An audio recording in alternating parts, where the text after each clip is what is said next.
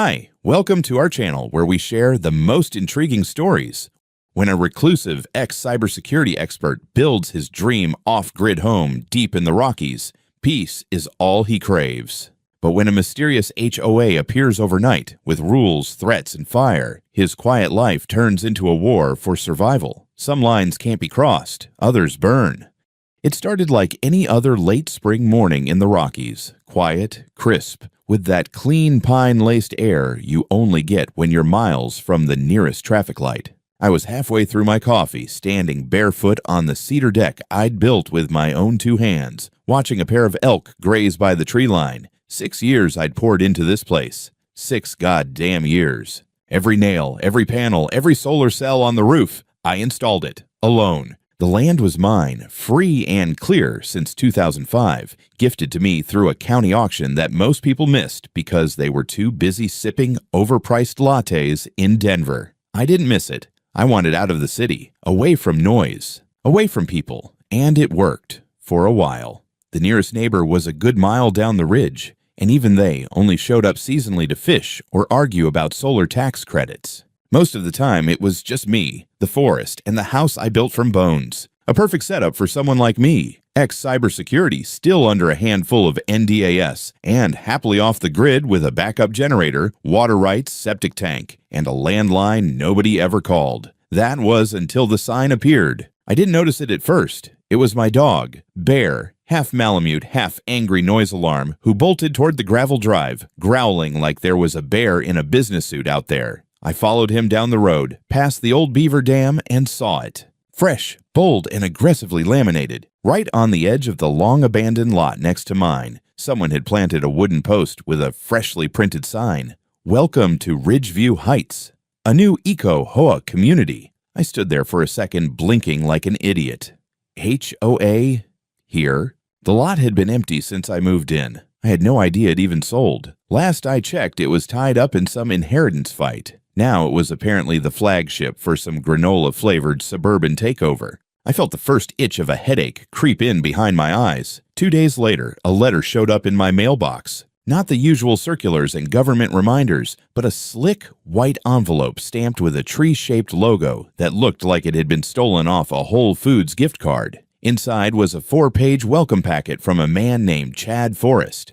The contents were as smug as the name. Dear future neighbor, it began. We're thrilled to announce the official launch of Ridgeview Heights, a forward-thinking, sustainable HOA community designed for responsible landowners who value ecological harmony, order, and mutual respect. I had to stop and take a breath before continuing.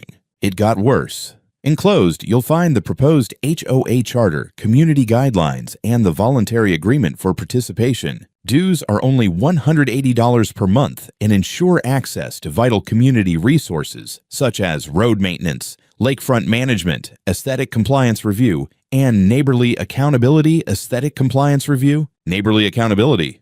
I had to sit down. He was pitching an HOA from scratch. Out here, in the middle of nowhere, and not just pitching, declaring. Included were laughably detailed rules about parking orientation, tree trimming, approved colors for external paint, and, of course, noise guidelines consistent with wildlife preservation goals. At the bottom was a soft deadline for enrollment, plus a phone number and email in case I had any concerns. Concern wasn't the word. Rage, maybe. Bewilderment. Closer, I reread the phrase voluntary agreement 3 times just to be sure. Then I opened my property file. Original deed, topographic maps, parcel number, all stamped, signed, and legally fireproof. Nowhere, and I mean nowhere, was there any reference to an HOA. Not even a future provision. The next morning, I drafted a reply. Short, formal, and loaded like a shotgun shell. Dear Mr. Forrest, thank you for your letter. Be advised that my property, parcel ID 89-473-C, does not and will not fall under the jurisdiction of any homeowners association, existing or hypothetical. I decline participation in Ridgeview Heights or any associated initiatives, and I will view future contact on this matter as unwelcome solicitation and potential harassment. Kindly update your records. I printed it, signed it, and walked it down to his mailbox myself. It felt good, slapping that envelope into the slot, like drawing a line in the dirt. But then I saw it. A brand new Tesla Model X parked beside the house on the lot next to mine. Modern, angular, aggressive. The kind of car that screams, "I meditate with a personal trainer and file lawsuits as a hobby." There he was, Chad Forrest, in the flesh, tan, mid-40s, Patagonia vest over a white button-down, aviators, and a smile like he was running for HOA president of the planet. He waved like we were old friends. "Hey there, neighbor." I didn't wave back. "You bought this lot?" "Sure did." "Pretty sweet, huh?" "Wait till you see the plans. Model smart home cabin, full solar integration, and some community features I think you'll love." I raised a brow. "There is no community." He laughed. "Not yet." I said nothing. Just turned around and walked back toward my property, Bear trotting at my heels. Behind me, I heard him call out, "Don't worry, Tom. You'll come around. Everyone wants to be part of something bigger these days." I didn't reply. I just kept walking, staring straight ahead at the trees I'd planted and the home I'd built, because whatever this Ridgeview Heights was supposed to be, I sure as hell wasn't part of it. I should have known that a man who called himself a community architect wouldn't take no for an answer. 3 days after I dropped that letter in Chad's mailbox, a brand new sign appeared next to his driveway, this one on polished cedar with gold lettering that caught the sun like a slap in the face. "Ridgeview Heights. Community begins here." Below it, a smaller placard had been screwed in. "Phase 1 expansion pending. Join now to help guide the future." I stared at it from the edge of my property like it was a radioactive spill. Expansion? Of what? Who? He was the only one here. There were no neighbors to organize, no residents to recruit. It was just me and a guy with a shiny SUV and delusions of suburban grandeur. That night, an email arrived. From Chad, of course. Apparently, he had managed to get a hold of my address. The subject line, "Still time to join the community." The message was even more unhinged than his previous materials. He referred to himself as the interim coordinator of ecological stewardship and claimed that 4 future landowners had already expressed interest in lots bordering the lake zone and were excited to establish guidelines to protect our shared resources. There was a new version of the HOA charter attached, this one 22 pages long, and an early adopter waiver for the first 5 participants. The man was building a fantasy HOA in real time, like a cult leader with a Canva subscription. I didn't respond, but I did take a long walk around my perimeter, checking for anything suspicious. That's when I found the first flag, bright orange, staked into the dirt about 20 feet into my tree line, with a tag that read, "Ridgeview Border Potential Trail Access." The next morning, I pulled the flag up, walked to Chad's property, and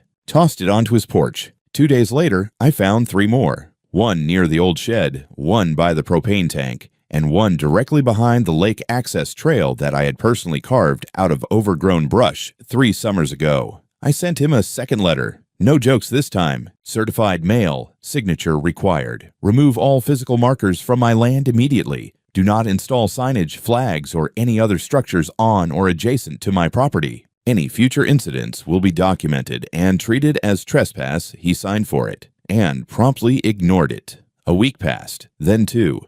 That's when things escalated. First, my irrigation system went down. Not a glitch. Completely fried. When I checked the line, I found the main cable cleanly severed, like someone had taken a pair of industrial shears to it. Then I noticed the words "hindering growth" spray painted across the side of my mailbox. Bright green, sloppy, all caps.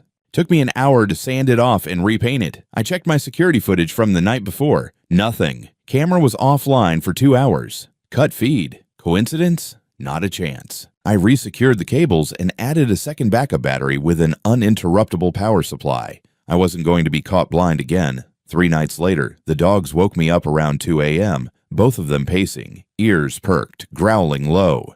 I looked out the back window and caught movement near the propane tank. I went straight to the feed. There he was. A man in dark clothes, face obscured, crouched low with a wrench in his hand, fiddling with the valve. I didn't get a clear shot of the face. He knew where the cameras were, but the outline, the stance, the height, everything screamed Chad. I hit record, saved the footage to an external drive, and made copies. I drove to the sheriff's office the next morning with the footage in hand. That's when I met Sergeant Daniels. A man in his early 50s, square jaw, old-school mustache, and a look in his eyes like he'd seen too many complaints about missing goats and not enough about attempted sabotage. He sat behind the desk with a sigh as I explained the situation, showing him the video. To my surprise, he didn't seem alarmed. In fact, he looked mildly annoyed, not at me, just inconvenienced. "You say you don't know the guy's identity for sure?" he asked. I nodded. "Face is obscured, but I know who it is." He leaned back. "If it's just a hunch, we can't do much with that. It's not like he's breaking into your house." I stared at him. He was trying to open a propane valve in the middle of the night. "That's not a prank. That's a goddamn fire hazard." Daniel scratched his chin. "You have any disputes with this neighbor?" I didn't blink. "He's trying to start a fake HOA and force me into it." I've said no. He's not taking it well. He raised an eyebrow, then offered a weak smile. "Well, you know, these land disputes can get messy. Might be better to sit down and talk it out." I stood up. "I don't need a campfire circle, Sergeant. I need this documented." He nodded reluctantly and took my statement. As I left, I saw something that made my stomach drop. Parked in the side lot behind the station was Chad's Tesla, still dusty from mountain roads. License plate GRWTH89. Daniels and Chad, they knew each other. Back home, I installed another set of hidden trail cams deeper in the woods, ones no one would expect, with IR shielding and motion-triggered alerts direct to my phone. Then I started digging. Property records, business licenses, non-profit filings, anything with the name Ridgeview Heights or Chad Forest. That's when I discovered it. There was no registered HOA, not in the county, not in the state, nothing. Ridgeview Heights didn't exist in any legal form. It was a name, a sign, and a stack of printed PDFs, which made one thing clear. This wasn't a community. This was a con. And I wasn't about to let myself become its first victim. I didn't sleep for more than an hour at a time that week. Every creak in the rafters made me sit upright, and every flicker on the motion sensors had me checking cameras like a twitchy guard dog. I was still waiting on an official response from the sheriff's office, but I wasn't holding my breath. Chad's Tesla kept appearing and disappearing from the parking lot behind the station, and Sergeant Daniels stopped returning my calls. So I called someone who would. Her name was Gina Larson, sharp, seasoned, and unapologetically pissed off at people who thought paperwork was optional when it came to land rights. I'd worked with her once before, years back, when a company tried to install a cell tower half a mile from my property without proper disclosure. Gina ate them alive. She had that rare combination of bulldog precision and southern courtroom charm. The kind of woman who could tell a judge to go to hell and have them say thank you. I sent her everything. The signs, the letters, the footage, the chopped wires, and the not-so-imaginary HOA. She called me 2 hours later. "Tom, this isn't just aggressive neighbor behavior. This is coordinated pressure. And if this HOA isn't filed legally, then he's impersonating a governance body. That's fraud. Glad we're on the same page," I said, "because I think he's just getting started." Within a few days, Gina had pulled the county and state records. No HOA. No articles of incorporation, no board, no filings. Ridgeview Heights, legally speaking, was as real as a unicorn with a clipboard. But it wasn't just that. She dug further. Turns out Chad Forrest wasn't just some overzealous transplant with too much time and money. He had a history. 2 years ago, in a small town outside Flagstaff, a nearly identical situation played out. New development. HOA proposal, pressure on longtime owners to integrate, lawsuits, sabotage, then a house fire. The local paper called it a freak electrical accident. Gina wasn't so sure. A few months after that, Eastern Washington, then Northern Idaho. Same pattern. New HOA proposal property line disputes, then silence. And at the center of it all, Chad, or someone using his business partner's name. See, he didn't work alone. His name was linked to Eco Cluster Communities, LLC, a Delaware-based entity with a confusing corporate tree and a flair for buzzwords like eco-governance and land optimization. It was a shell game. HOAs created on paper, propped up by marketing. Language, then used to pressure or absorb neighboring properties into compliance. And suddenly, I wasn't just a cranky mountain man defending his driveway. I was target number one in what looked a lot like a coordinated scheme to flip rural land by force.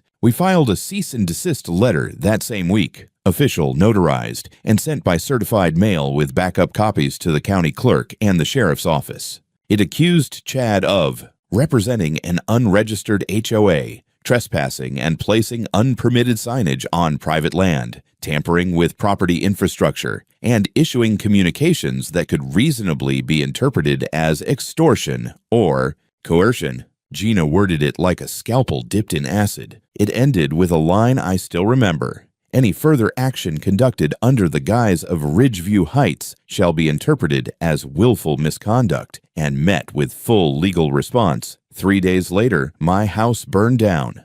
I was in Denver when it happened, meeting with Gina, ironically to prepare for a potential restraining order. I got the call around midnight from a neighbor who lived on the far side of the lake. He said he saw smoke, then flames, and called the fire department. By the time they arrived, it was too late. I drove home in silence. My hands shook the entire way. What I returned to wasn't just a house fire, it was an execution. The main structure was gone. Roof caved in, walls collapsed. The solar rig had melted off the side of the house like a deflated tent. The deck, my deck, was nothing but blackened nails. The pine trees on the west side were charred. Even the lake looked darker, like it had absorbed the grief. The fire chief met me at the edge of the property line, flashlight in hand. His face was pale. "This wasn't an accident," he said. "We found signs of forced entry in the sublevel. The gas line was tampered with. Feed lines to the generator were cut. I could barely hear him over the ringing in my ears. He said something about accelerants, irregular burn patterns, probable ignition point being inside the utility room. I nodded, or maybe I just twitched. I walked to what had once been the front steps and stood in the ash. It smelled like plastic, oak, and betrayal. Then came the part that broke me. The hard drives, the backups, the external camera servers. Gone. Except one. Across the lake, my neighbor, the same guy who called in the fire, had a motion camera facing the road.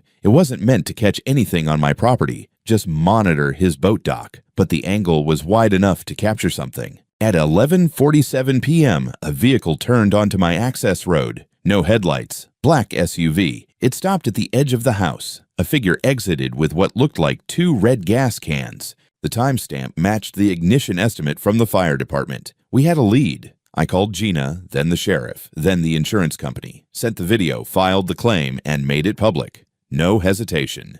I uploaded a still from the footage to the county forum, captioned it simply, "Refused to join a fake HOA. Now my house is ash. This is where we are." It exploded online. By the next afternoon, a local reporter knocked on my truck window while I was sitting in the ruins of my garage, holding Bear's melted collar. "Is it true?" she asked, recorder already running. Was this about an HOA? I looked her dead in the eyes. "No," I said. "It was about control." I never thought ash could feel heavy, but standing there, boots sinking into the soft gray remnants of my home, it weighed on me like concrete. The kind that pours over months of memories and sets fast. The air still stank of chemicals and scorched wires, and I could barely make out where my kitchen used to be. What hadn't been burned had been ripped out. Pipes, conduit, panels. This wasn't an accident. It wasn't a freak fire. It was a message, and I'd heard it loud and clear. The footage from the lakeside neighbor's camera wasn't perfect, but it was enough. The SUV was hard to miss, boxy, matte black, with that silent glide you only get from electric motors. The timestamp, 11:47 p.m., was damning. And while the figure who got out never faced the lens directly, they had a specific gait, lean, tall, and fast-moving, and the 2 red gas cans. Not exactly subtle. I clipped the footage, created backups, and posted a screenshot with a blurred timestamp overlay to every local forum, Facebook group, and HOA watchdog site I could find. I didn't name names, not yet, but I didn't need to. Ridgeview Heights was already the talk of the valley, and I made sure it had a title that would stick. New Eco, HOA developer linked to suspicious fire in Colorado mountains. The reaction was nuclear. Locals shared the post, tagging neighbors, council members, journalists. Someone even emailed it to a Denver investigative desk. My inbox flooded within hours, but none of that changed the fact that I had nowhere to sleep. The insurance adjuster came out the next morning, walking carefully across the burned-out foundation like it was sacred ground. "We're calling in fire forensics," she said. "This looks intentional." "No kidding," she gave me a side glance. "You think this was retaliation?" I think I told a man to back off with his fake HOA, and 3 days later, someone torched my house. "You tell me." She nodded, lips pressed thin. We'll expedite the claim. But it's going to take time. The one thing no one ever actually has. Gina came up later that day. She didn't flinch when she saw the wreckage. She just took out her phone and started documenting. "Did you get the footage from across the lake?" she asked. "Yeah. It's already in every inbox that matters," she smirked. "Good. Because I just got a call from a reporter in Boulder who says she's been tracking Chad for over a year." "Oh. Apparently he's been bouncing from county to county under different LLCs. Ridgeview Heights is just the latest rebrand. I wasn't surprised. Pissed, yes, but not surprised." We walked the perimeter, and Gina pointed out two very clear break-in points, one at the rear entry to the basement where the door had been pried open with something heavy, and the other where the gas feed had been forcibly disconnected from the generator system. The fire had started there, no doubt. "Someone knew exactly what they were doing," she said. "This wasn't just vandalism. This was surgical." And then, like clockwork, Chad showed up. He pulled up in his Tesla, polished, smug, and humming quietly. He stepped out with his stupid recycled fiber vest and his "I'm just here to help" expression. "Tom," he called, arms wide like we were on friendly terms. "I heard about the fire." "Awful news. Just awful. I didn't move. Some of the guys and I." He gestured vaguely behind him even though he was alone. "We're talking about putting together a support fund. You know, community support." I stared at him. "You mean from your imaginary HOA?" He blinked, feigning offense. "Come on now. We're all neighbors here. This could be a turning point for Ridgeview, a chance to rebuild." Together, Gina stepped between us before I could respond. "Mr. Forrest, this is an active investigation. I suggest you leave." He glanced at her, eyes narrowing just a hair. "And you are?" "His attorney." "Of course," he said, smoothing his vest. "Well, if you change your mind, Tom, doors always open." Then he climbed back into his car and disappeared down the ridge. Gina turned to me. "He's rattled." He didn't look rattled. "That's because he's trying to look in control. But the fire didn't scare you off. And now he's improvising. Desperate people get sloppy. I didn't say anything. I just kept staring at the spot where Bear's kennel used to be. We found him alive, thank God, but shaken. Covered in soot, coughing up black. He wouldn't leave my side now, not for a second. That night, I stayed in my truck, gun in the glove box, eyes on the tree line. Every snapping twig felt like a trigger pull. The next morning, the fire department's arson investigator returned with his preliminary findings. Forced entry confirmed. Fuel-based accelerant detected. Electrical and mechanical tampering present. No evidence of natural causes. Intentional ignition, highly probable. I asked him if that was enough to open a criminal investigation. "We've referred it to the county sheriff," he said. "But, well, you know." Yeah, I knew. Sergeant Daniels hadn't returned my last 3 calls, but it didn't matter anymore, because I wasn't just a homeowner with a grievance. Now I was a target with a paper trail, and someone somewhere was going to pay for that. By the end of the week, my story was everywhere. Local news, regional blogs, Facebook moms groups, prepper forums. It spread like the fire itself. Everyone wanted a piece of it. And the headline practically wrote itself. Man refuses to join HOA. Loses house in suspicious fire. But I wasn't interested in viral fame. I wanted indictments. The insurance company sent in a specialized forensic firm. Not the usual clipboard and checklist types, but ex-FBI contractors with high-res drones and thermal scanners. They spent 2 days combing through what was left of my foundation, collecting samples, photographing every inch. By the end of their visit, they handed Gina a preliminary report that read like a checklist of felony arson indicators. Meanwhile, Gina subpoenaed the business registry records for Eco Cluster Communities LLC and its offshoots. It was worse than we thought. Eco Cluster was part of a sprawling web of shell corporations, all tied to the same address in Delaware, a P.O. box used by over 3,000 entities. Chad was listed as development coordinator in at least 4 of them. But then came the real breakthrough. Through a Freedom of Information Act request, Gina obtained a transcript from a civil case in Arizona. Same setup, same M.O., same sudden house fire. The defendant in that case, a man named Mark Forrest, Chad's brother. They'd been running this scheme across 3 states minimum, only this time they picked the wrong mountain. I was sitting on the tailgate of my truck, still parked where my garage used to be, when I saw the first squad car roll in. Unmarked, dark gray, government plates. Then came the others. 2 state troopers, a forensic tech van, And at the front of it all, Sheriff Reynolds from the neighboring county. Turns out, when you go viral enough, someone competent eventually takes an interest. Sheriff Reynolds walks straight up to me. "Mr. Reed, I'm sorry for what you've been through. We're taking over the investigation." That was the first time I felt a crack of relief since the fire. They didn't waste time. Within 24 hours, they executed a search warrant on Chad's property. I watched from the ridge, binoculars in hand, as they combed through his house. Not just the main floor, they hit his garage, his storage shed, even dug into the smart home system backups. Later that night, Gina got a call. They found fuel residue in his truck, she said. And get this, 2 red gas cans, one of them still half full, hidden in a crawl space under the garage. But that wasn't even the kicker. They also found paperwork. Maps. Documents referencing your parcel as pending integration upon vacancy. Vacancy. That was the word they used. Like I was a squatter on my own damn land. But the biggest twist came not from Chad, but from the last person I expected, Sergeant Daniels. He showed up at my property the next morning. No uniform, civilian clothes, hands stuffed deep in his jacket pockets. He looked like hell. "I need to talk," he said. I didn't invite him to sit. He looked out at the ruins of my house, then down at the mud.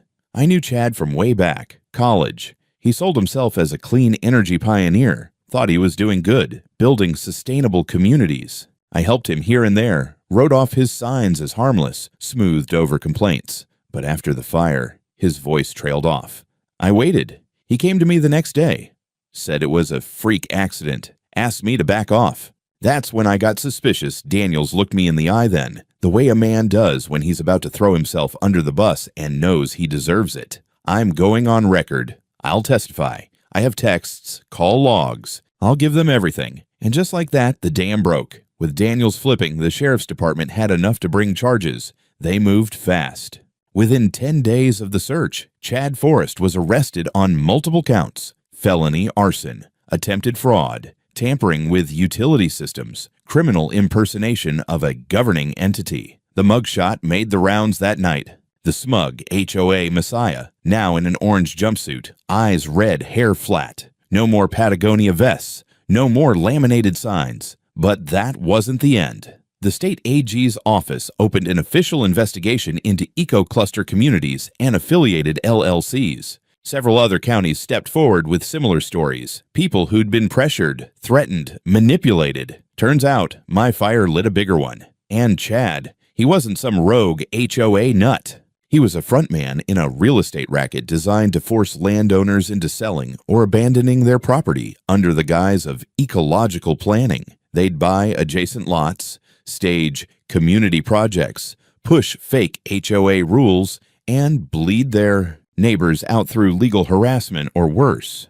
But I didn't bleed. I burned. And I survived. Jail didn't suit Chad. You could see it in the mugshots. Eyes swollen, face pale. That trademark jawline no longer outlined by $1,000 haircuts. Turns out prison lighting doesn't filter out your sociopathy. And even from a cell, he still tried to spin it. His lawyer issued a statement the next morning. My client was engaging in a legal development initiative to promote sustainable land use and has been unfairly targeted by internet hysteria and anti-regulatory sentiment translation. We thought the Mountain Hermit would fold. He didn't. Now we're scrambling, but the internet wasn't done with Chad Forrest. A Boulder-based journalist named Candace Morrow picked up the thread where Gina left off. Turns out Candace had been quietly tracking eco-clusters movements for over a year, filing FOIA requests, chasing shell companies, and interviewing victims who were too scared or too broke to fight back. Once my story broke, she dove in hard. Within 2 weeks, her feature ran on the front page of the Colorado Tribune. Green Grift: How Eco-HOA Developers Used Environmental Language to Steal Rural Land. It was brutal and brilliant. Names, emails, receipts, copies of internal memos where Chad and his partners referred to non-compliant landowners as blockers to be neutralized. One email even mentioned strategic vacancy acquisition through non-lethal pressure. That phrasing haunted me for days. Even Gina looked up from the article and muttered, "These guys weren't just scammers. They were organized predators." The trial was scheduled just under 4 months after Chad's arrest. Fast-tracked due to the public attention and the severity of the charges. But the real bombshell came from someone I'd already buried in my suspicion folder, Sergeant Daniels. He was the first witness. Under oath, Daniels laid it all out. His past friendship with Chad, his early help looking the other way, downplaying complaints, the night of the fire, how Chad had called him afterward, frantic, asking about containment and narrative, control, and, most damningly, the fact that Daniels had once witnessed Chad physically carrying a binder labeled Ridgeview Acquisition Phases, which included my parcel listed under Pending Seizure 2025. When the prosecution showed the binder recovered from Chad's crawl space during the raid, you could feel the air leave the courtroom. Pages and pages of maps, notes, surveillance images. They'd been watching me for months. The jury didn't take long. 18 years. That was the sentence. Arson, fraud, conspiracy, criminal impersonation, unlawful surveillance. It stacked high and fell hard. But what mattered more than the number was the ripple effect. The Attorney General launched a formal task force to investigate fraudulent HOA practices. Multiple counties across Colorado, Arizona, and Idaho began reviewing zoning and development applications tied to EcoCluster and its web of aliases. A handful of properties previously transferred voluntarily were returned to their rightful owners through civil reversal actions. Chad's business partners, most of them hiding behind corporate anonymity, were being subpoenaed one by one. A few tried to settle, others vanished into the weeds, but the house of cards was collapsing, and for once someone in power actually seemed to care. As for me, I stayed quiet through the trial. No press appearances, no interviews. I didn't need the spotlight. I'd already had enough fire in my life for 1 year, but I showed up to every court date, sat in the back, watched. Not for revenge, just to witness the truth win for once. After the verdict, Gina turned to me outside the courthouse. "You know this isn't over, right?" "Yeah," I said. "But this part is." A few days later, I got a call from the insurance company. The full payout was approved, $780,000. Apparently, the arson findings left no room for delay. I could have packed up, taken the check, bought a new cabin in some other state, somewhere with fewer vultures pretending to be visionaries. But I didn't. I stayed, because this wasn't just a house. It was mine. Rebuilding didn't start with wood or concrete. It started with silence. Not the kind I used to love, the crisp, wild stillness of the mountains, but a heavier kind. After the trial, the land felt different, like it had watched the fire and remembered it. Some mornings, I'd walk the ridge and catch myself looking for smoke, even though there was none. Bear didn't roam far anymore either. He stayed close. Always listening, but little by little, things moved forward. The insurance payout hit my account in full, $780,000, no deductions. The company had seen enough arson claims to know when not to argue. I didn't touch the money for 2 weeks, just sat with it. Let it become real. Then I hired a crew, not a cookie-cutter contractor team from the city. These were local guys, framers, masons, welders, people who actually understood the land, who wouldn't try to convince me that vinyl siding was efficient or that my solar rig needed to be streamlined for HOA compatibility. No HOA, not ever again. I started with the foundation, concrete slab, reinforced with steel bar grid. Then we went up, 2-story angular build, hardened siding, fireproof sealant on the outer walls, security glass on every window. The old cabin was beautiful, but it was still a cabin. This new place, it was a fortress wrapped in wood. By week 5, the security system was in. State-of-the-art, full perimeter motion sensors, night vision cameras with thermal overlays, independent satellite feed backup, and the server room, buried under 12 inches of poured concrete in the basement. If anyone came near that system again, I'd know before they stepped off the road. And then, on a quiet Sunday, I installed the last piece myself, a handmade sign mounted on blackened iron right at the gate. Private land. No HOA. No fire will break me. It felt good to drive that into the earth, but not everything was physical. While the reconstruction happened, so did the policy fallout. County commissioners passed a unanimous motion. No HOA could be established without a notarized public vote from 100% of affected parcels. Period. No proxies, no development oversight agreements, no soft launch bullshit, every voice, or no HOA. Then came the real kicker. The state passed a reform bill requiring all proposed HOAs to register publicly through a new portal with identity verification, funding disclosures, and penalties for false representation. They named it the Ridgeview Act. Gina sent me the press release with a little smiley face in the subject line. I didn't smile back. I just nodded. One fewer weapon in the arsenal. Strangely, in the months that followed, neighbors I hadn't seen in years started reaching out. Quiet knock on the door, tin of cookies, a six-pack left on the step. No speeches, just presence. People who'd heard what happened and realized how close they'd come to losing their own land, too. One guy, Greg, from down by Mill Ridge, showed up with a weathered folder full of old property maps. "I never trusted that guy," he said.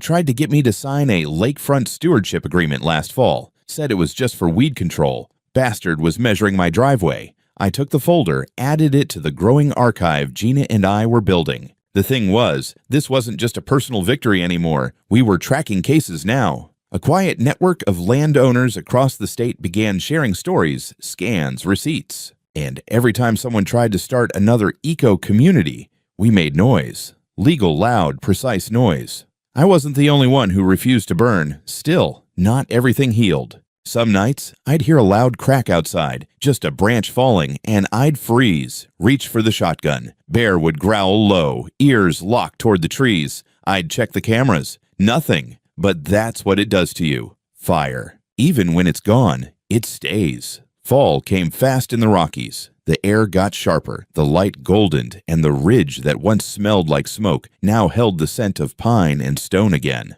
I kept waiting for the burn to return, to feel that dread curl up in my gut like it had after the fire. But it didn't. The new house stood solid. Nothing creaked, nothing failed. No leaks, no strange knocks on the door. Bear had taken back his post at the edge of the deck, sitting in the sun like a sentry who finally trusted the ground again. The county installed a new fire watch tower about 5 miles out. Not because of me, they said, but I had my suspicions. Some scars changed policy. The last loose end showed up in the mail, a letter from the Department of Justice. Formal, impersonal, and satisfying in the way only bureaucracy can be when it finally lands in your favor. It confirmed that several of Chad's business associates had accepted plea deals. Others were still being pursued. But one paragraph stood out. Given your role in exposing fraudulent activity that spanned multiple counties and contributed to real estate exploitation under false governance, this office recognizes your cooperation as materially significant. You may be contacted in future civil or legislative reviews. I pinned the letter inside the house. Not out of pride, out of memory. Later that month, I hosted a small gathering. Just a dozen people. Neighbors, the crew who helped rebuild, even Gina, who finally brought her infamous cast-iron skillet cobbler. We didn't call it a party, just food and firelight and laughter around a pit that didn't destroy anything. Someone asked if I'd ever sell. Not in this lifetime, I said. Another asked if I'd ever join an HOA. I laughed. Only if it's one where I get to build the bylaws in .308 caliber. They laughed, but not too hard. Some of them had seen what I'd seen. Some had almost been next. After everyone left, I walked the property line one more time. No flags, no signs, just trees and stars. At the edge of the drive, I stood before the sign I'd made. Blackened iron, bold letters, no apologies, private land. No OOA. No fire will break me. But I added something. One last line carved beneath the rest, burned in with a torch, uneven and rough, but honest. Rebuilt stronger, watching louder, ready always, because this wasn't just home anymore. It was a warning and a promise.